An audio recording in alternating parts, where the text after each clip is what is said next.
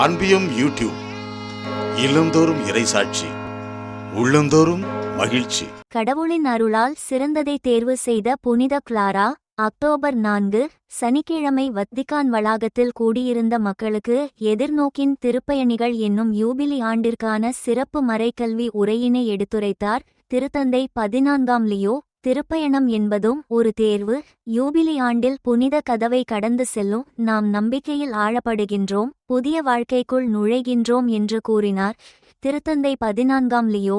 October 4 சனிக்கிழமை Vatican வளாகத்தில் கூடியிருந்த மக்களுக்கு எதிர்நோக்கின் திருப்பயணிகள் என்னும் யூபிலி ஆண்டிற்கான சிறப்பு மறைக்கல்வி உரையின் போது இவ்வாறு எடுத்துரைத்தார் திருத்தந்தை 14ஆம் லியோ. அக்டோபர் 4, 5 ஆகிய நாட்களில் புலம்பெயர்ந்தோர்க்கான யூபிலியானது வத்திக்கானில் சிறப்பிக்கப்பட்டு கொண்டிருக்கும் நிலையில் இந்த யூபிலியில் பங்கேற்பதற்காக வந்திருக்கும் திருப்பயணிகள் அனைவருக்கும் தனது மறைக்கல்வி உரையினை எடுத்துரைத்தார் திருத்தந்தை 14ஆம் லியோ. திருச்சட்டமும் இறையாட்சியும். லூக்கா மாலை 4:13 14. எந்த வீட்டு வேலையாலும் இரு தலைவர்களுக்கு பணிவிடை செய்ய முடியாது. ஏனெனில் ஒருவரை வெறுத்து மற்றவரிடம் அவர் அன்பு கொள்வார், அல்லது ஒருவரை சார்ந்து கொண்டு மற்றவரை புறக்கணிப்பார். நீங்கள் கடவுளுக்கும் செல்வத்துக்கும் பணிவிடை செய்ய முடியாது. பண ஆசைமிக்க பரிசேயர் இவற்றையெல்லாம் கேட்டு இயேசுவை ஏளனம் செய்தனர். திருத்தந்தையின் மறைக்கல்வி உரைச்சுருக்கம். யூபிலி என்பது உறுதியான நம்பிக்கையின் காலம். அதில் நம் இதயங்கள் மன்னிப்பையும் இரக்கத்தையும் காண முடியும் என்றும் இதனால் எல்லாம் புதிதாக தொடங்க முடியும் என்றும் எடுத்துரைத்தார் திருத்தந்தை 14ஆம் லியோ.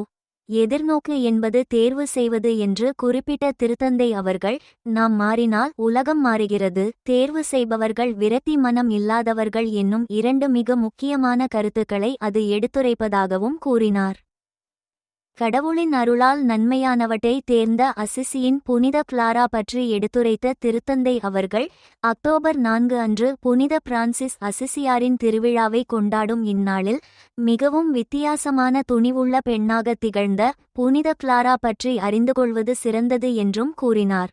நற்செய்தியின் எளிமையை தனதாக்கிக் கொண்ட புனித அசிசி பிரான்சிஸ் தனது செல்வச்செழிப்பான குடும்பத்தை விட்டு பிரிந்து வாழ்ந்தார் என்றும் அவர் ஓர் ஆணாக இருந்ததால் அவருக்கு இருந்த இடர்பாடுகள் குறைவாக இருந்தன.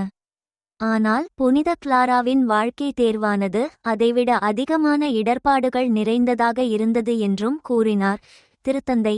நற்செய்தி தன்னிடத்தில் என்ன கேட்கிறது என்பதை புரிந்து கொண்டவராக புனித கிளாரா இருந்தார் என்றும் அவரை பின்பற்றி ஏராளமான பெண்கள் துறவரத்தை மேற்கொண்டனர் என்றும் கூறினார் திருத்தந்தை. எளிமை வாழ்வை அக்காலத்து பெண்கள் தேர்ந்தெடுத்தது ஒரு தற்செயல் நிகழ்வாக மட்டுமில்லாமல் இன்று வரை துறவர அழைத்தல் பெற்று வருவது நிலையான நிகழ்வாக இருக்கின்றது என்றும் இதற்கு காரணமாக இருந்தவர் புனித கிளாரா என்றும் எடுத்துரைத்தார் திருத்தந்தை. திறவை இளமையானது இளைஞர்களை ஈர்க்கிறது என்றும் இளைஞர்கள் நற்செய்தியை விரும்புகிறார்கள் என்பதை அசிசியின் புனித கிளாரா நமக்கு நினைவூட்டுகிறார் என்றும் கூறினார் திருத்தந்தை. இந்த அன்பியம் யூடியூப் சேனலை நீங்கள் ஷேர் பண்ணுங்க, சப்ஸ்கிரைப் பண்ணுங்க, லைக் பண்ணுங்க. Wish you all the best.